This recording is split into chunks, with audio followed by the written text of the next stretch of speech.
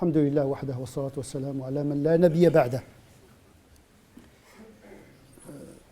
Nous continuons toujours au sujet du repentir qui est en rapport avec la faute. Je voudrais ici discerner deux notions. D'abord, la notion de la faute est celle du défaut. Tout être humain a des défauts, mais pas forcément des fautes. À distinguer la notion de la mauvaise habitude, du mauvais caractère, d'un défaut dans le caractère, et de la notion de la faute morale en tant que telle. Toute faute morale est un défaut, mais le contraire n'est pas vrai. On peut trouver des gens qui sont très extravertis, impulsifs, ils ont un caractère qui réagit rapidement, c'est un défaut dans le caractère. Bien sûr, il faudrait le modérer, mais le fait d'être coléreux par nature n'est pas en soi une faute morale. C'est une constitution du caractère. Et on peut trouver des gens qui sont complètement froids, qui ne réagissent presque devant aucune situation, même si cette situation demande une petite colère. Et donc le caractère en tant que tel, dans ses extrêmes, ne relève pas de la faute morale. Chacun de nous a des habitudes, privées ou publiques, mais ce sont des mauvaises habitudes, et qui ne sont pas forcément des fautes morales dans le sens moral et canonique du terme. Donc il faut faire cette distinction. À ne pas considérer le défaut de caractère comme une faute morale. Parce que nous n'avons pas la même constitution, la même éducation, etc., etc. Cette notion est très importante de discernement entre un caractère qui contient des défauts, des imperfections, et la faute morale. La colère en tant que telle n'est ni bonne ni mauvaise. La colère qui aboutit à la violence, à l'injustice, c'est cette colère qui devient, d'un défaut, elle devient une faute morale. Mais parfois, on a besoin de manifester la colère comme une posture d'enseignement, de réaction positive, etc. Le fait d'être discret, si on est discret à outrance, ça pourrait se transformer en défaut. Parce qu'il y a des moments où il faut se manifester. Et donc il y a des défauts et il y a des fautes. Parfois la faute, elle peut devenir toute faute est un défaut, mais le défaut, elle peut parfois devenir une faute. Ce n'est pas systématique. Deuxième distinction, c'est entre la faute commise à l'égard de Dieu et la faute commise à l'égard d'autrui, autre que Dieu. La faute dans l'intimité, la faute dans le privé, la faute concernant une obligation cultuelle, la faute qui s'accomplit sans avoir une répercussion sur autrui, c'est une faute privée, intime, qui ne concerne que l'homme et son créateur. Celui qui néglige ses 5 prières, le jeûne du mois de Ramadan, il fait des bêtises en catimini, mais ça ne perturbe pas l'ordre public ni l'ordre familial, ça ne nuit qu'à l'individu lui-même. Dhulmun nafs, une injustice commise à l'égard de soi-même. Sachant quand même que la négligence des 5 prières, c'est une faute grave, puisqu'il s'agit du deuxième pilier de l'islam. Peut-être la faute la plus grave après l'associationnisme. Et malgré cela, quand on néglige une farida, quand on fait une faute grave, kabira, telle que la négligence d'une prière, ou de 5 prières, ou bien la prière pendant 1 mois, 2 mois, 1 année, il faut se ressaisir. Toute faute peut être comblée par le repentir. L'essentiel, c'est de ne pas persévérer dans la faute. Le prophète sallallahu alayhi wa sallam aurait dit, ou bien a dit, que celui qui commet une faute, grave ou vénielle, et qui fait ses ablutions convenablement, et qui s'adresse à Dieu à travers une prière, salat, deux rak'at, et qui demande à Dieu pardon, Dieu lui pardonne. Ça, c'est la faute verticale, une faute avec Dieu. On s'adresse directement à Dieu.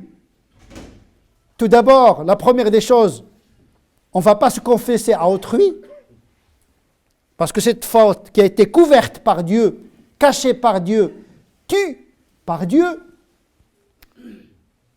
doit être couverte. On ne doit pas divulguer ce type de faute. Ce serait commettre une deuxième faute. Parce que parler du mal, c'est participer à son expansion. L'islam ne cherche pas à banaliser les fautes. Donc quand on commet une faute privée, ça reste dans le privé. Et si on voit quelqu'un en train de commettre une faute dans le privé, on doit faire comme Dieu, le couvrir.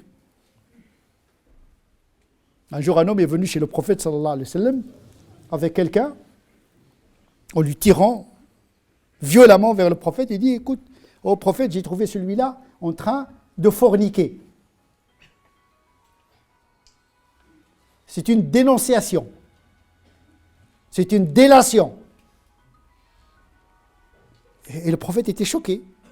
Il lui dit, tu aurais dû le couvrir d'un drap.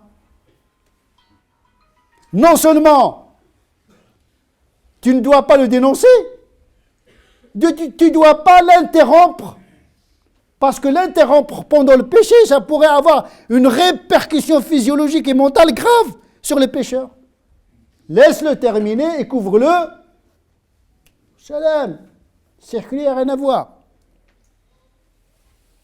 Celui qui couvre les péchés de son frère, Dieu couvrira ses péchés dans ce moment et dans le delà.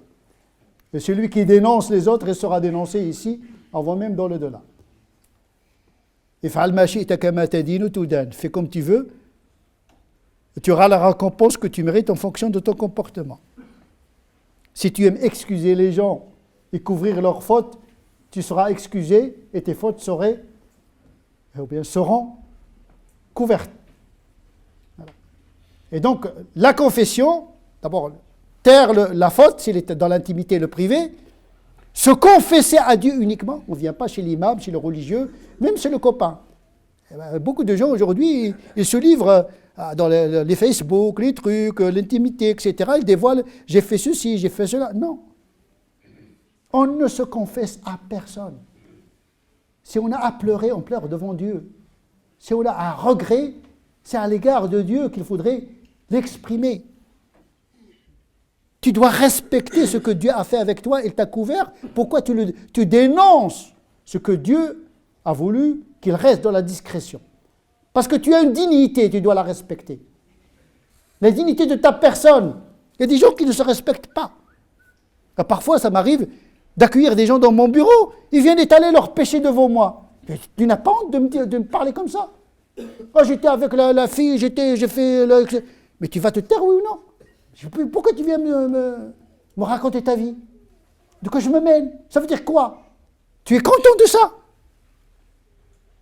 Le vrai regret pousse l'individu à taire sa faute et la contrition dans l'intimité et l'intériorité. Quand il s'agit d'une faute entre le croyant et son créateur. Il y a une deuxième faute, mais celle-ci concerne un droit humain. Quand on faute à l'égard des autres, nous ne devons pas nous contenter de demander le pardon à Dieu. Ce serait trop facile. Il y a des gens qui font des crimes, etc., pas de problème, je vais m'orienter, je fais de rak'at, je prie Dieu qu'il me pardonne et je m'en fous du reste. Non. Quand tu fais une faute à l'égard de ta famille, tes enfants, ton mari, ta femme, tes proches, des croyants, des non-croyants, tu dois t'excuser auprès du concerné. Le pardon de Dieu est conditionné par le pardon de ceux que tu as lésés. Et ça devient de plus compliqué là, de plus en plus compliqué. La faute entre l'individu et son Dieu est plus facile à effacer que la faute à l'égard de la création. Parce qu'il s'agit d'un droit humain. Il y a une dignité. La dignité. Comme vous avez une dignité personnelle, les autres également, ils ont une dignité. Leurs biens, leur honneur, leur dignité, leur intégrité physique sont sacrés. Et transgresser ces domaines-là, c'est transgresser le sacré. Hurma. Damun haram, irdun haram, malun haram. C'est le domaine de l'interdit. On n'a pas le droit de transgresser la dignité de l'autre. Mais on ne prend pas conscience de ça. On a une certaine légèreté quand on a un rapport avec les autres. On se permet tout. Ça s'appelle le mépris de l'autre.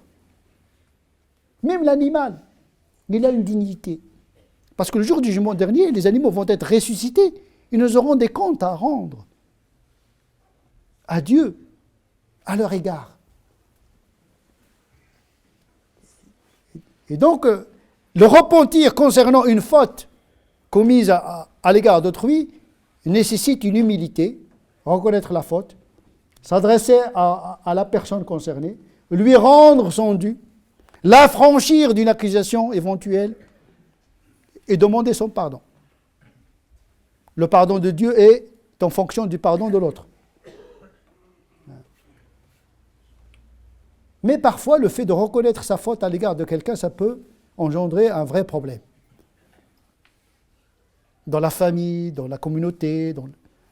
Parfois, le fait de dire à quelqu'un, écoute, mon frère, bien ma sœur, j'ai dit du mal de vous en votre absence. Est-ce que vous me pardonnez? Si la personne est une grande personne, on va dire Allah yassamah, que Dieu nous pardonne tous. Tout le monde est fautif. Et je vous pardonne parce que je cherche le pardon de Dieu. Fa'fu wasfahu ala tuhibbuna an yaghfira Allahu lakum. Mais le musulman également est invité à pardonner aux autres. S'il veut gagner le pardon de Dieu. Mais il y a des gens qui sont têtus également. Ils disent, je ne vais pas te pardonner. L'essentiel, c'est que tu as fait ton devoir. Tu as demandé le pardon. Peu importe qu'il te pardonne ou non, tu as fait ton travail. Mais parfois, tu veux conserver un lien. C'est très bien de garder toujours un lien, malgré les fautes que nous commettons à l'égard d'autrui. Dans ce cas de figure, vous dites, voilà, j'ai fauté à votre égard, vous me pardonnez, sans préciser la nature de la faute. S'il s'agit de lui rendre de l'argent, on peut lui rendre par le biais d'un cadeau, par exemple, avec la même valeur. Vous l'avez volé 1000 €, vous voulez acheter une bicyclette à 1000 €, comme ça, voilà, on se rattrape de manière implicite, pour avoir la conscience tranquille. Sinon, vous multipliez les prières, vous demandez à Dieu qu'il lui pardonne, et si vous avez dit du mal de lui, vous devez dire du bien de lui dans la même assemblée où vous l'avez calomnié. Il faut lui rendre sa dignité auprès des autres. Et c'est à ces conditions-là que peut-être le pardon serait accepté par Dieu. Mais il ne faut pas jouer de ce domaine-là parce qu'il est très, très redoutable.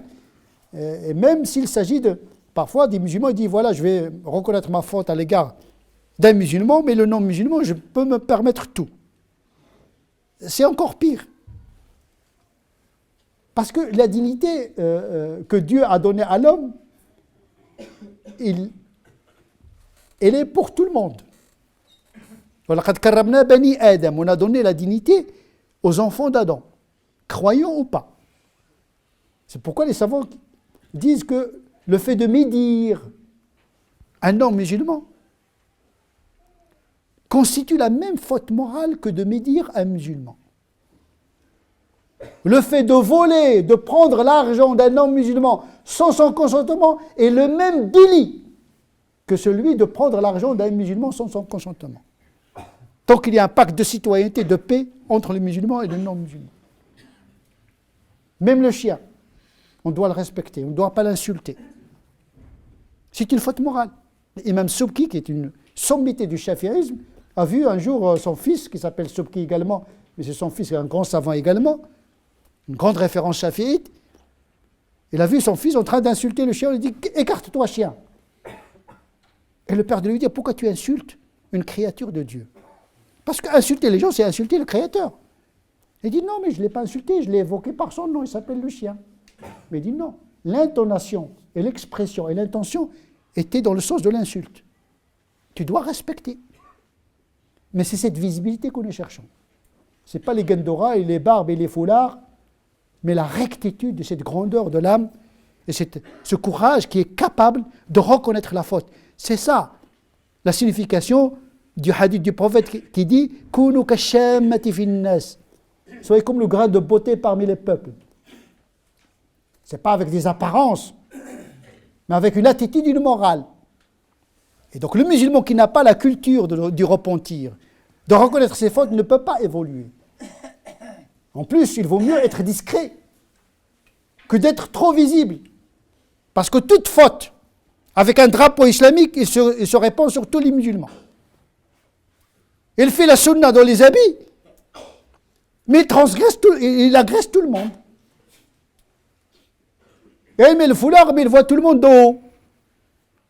À quoi ça sert de montrer une visibilité qui nuit à l'islam? Parce que nous sommes tous pécheurs. Il vaut mieux pécher dans la discrétion, dans l'invisibilité avec un djinn, que de pécher avec une gendora. Ou bien un foulard. Parce qu'on va multiplier la faute par deux. D'abord, on a fait une faute, et on l'a fait au nom de l'islam. Ben, c'est ça ce que les gens voient chez les musulmans. Quand vous voyez un délinquant avec une gendora, une délinquance islamique. Ben, il vaut mieux être comme tout le monde. La discrétion, c'est bien. Parce que la vertu, elle est visible. Quand vous êtes bon, vous dites, il est bon. Et il ne s'agit pas de dire, je suis bon, je suis musulman, donc je suis bon. Non. C'est le contraire qu'il faut faire. Il faut être bon pour que les gens déduisent que tu es musulman. Et pas le contraire. Le suspense. Il est bon, il n'est pas comme les autres. Il est bon, il a la rectitude, il respecte les engagements, il sait reconnaître ses fautes, etc., etc. Qu'il est en secret. Parce que ce n'est pas normal. Qu'il est en secret. J'essaie d'être le plus possible en conformité avec les valeurs de ma religion, tout simplement. Mais plutôt des valeurs universelles, parce que l'islam n'a pas inventé une morale. Le ma'rouf ou le munkar, le Coran n'a fait que rétablir. Et donc, la différence, il ne se joue pas dans la revendication d'appartenance. La différence se joue au niveau de la réalisation d'une morale reconnue comme universelle par tout le monde. C'est ça qui fait la différence. C'est que tout le monde sait que l'intégrité, l'honnêteté, ne pas voler, ne pas tricher, etc., tout le monde sait que ça c'est bien. La différence se joue dans fastabiqul khayrat, la compétition vers la réalisation de ces valeurs. Et celui qui les réalise, il justifie la légitimité et la vérité de sa religion, et pas le contraire. Il ne s'agit pas de dire, voilà, je suis musulman, et parti les partis, les gens vont apprécier l'islam parce que vous avez déclaré, vous avez une visibilité d'islamité. Et je pense que le repentir également concerne les non-musulmans. Surtout quand ils sont majoritaires et ils sont minoritaires. Vous vous rendez compte? Ibn Hazm, il rapporte l'ijma', il dit que si les non-musulmans minoritaires sont attaqués par un ennemi extérieur, juifs, chrétiens, polythéistes, mais qui vivent parmi les musulmans, tous les musulmans, hommes, femmes, doivent verser tout leur argent, verser tout leur sang pour défendre cette minorité. Parce que c'est un destin commun. Que dire de la situation inverse? Les musulmans sont minoritaires et les non-musulmans sont majoritaires. Et nous sommes protégés d'une certaine manière par un État qui n'est pas califal, qui n'est pas islamique, entre guillemets. Et donc la même morale du repentir qui s'applique avec le musulman, eh bien, il s'applique avec un non-musulman au même niveau. نسأل الله عز وجل أن يجعلنا من الذين يستمعون القول فيتبعون أحسنه أولئك الذين هداهم الله وأولئك هم أولو الألباب اللهم اهدنا فيمن هديت وعافنا فيمن عافيت وتولنا فيمن توليت وبارك لنا فيما أعطيت وقنا واصرف عنا شر ما قضيت فإنك تقضي ولا يقضى عليك وأنه لا يذل من وليت ولا يعز من عاديت تباركت ربنا وتعاليت اللهم لا تدع لنا في هذه الساعة الكريمة ذنبا إلا غفرته ولا هما إلا فرجته ولا تائبا إلا قبلته ولا ميتا إلا رحمته ولا ضالا إلا هديته ولا مظلوما إلا نصرته، ولا عزبا يريد الإحسان إلا حصنته، ولا حاجة من حوائج الدنيا لك فيها رضا ولنا فيها صلاح إلا يسرتها.